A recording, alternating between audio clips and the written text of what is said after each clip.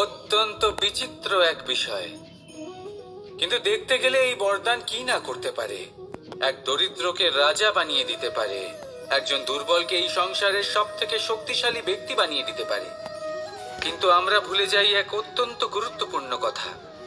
বরদান এই শব্দের শেষে দান লুকিয়ে রয়েছে।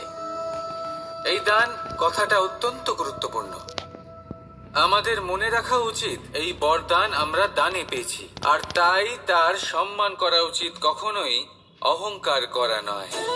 আর যে ব্যক্তি বরদান পেয়ে অহংকার করেন তার যা ক্ষতি হয় তা হলো এই বরদান তার থেকে কেড়ে নেওয়া হয়।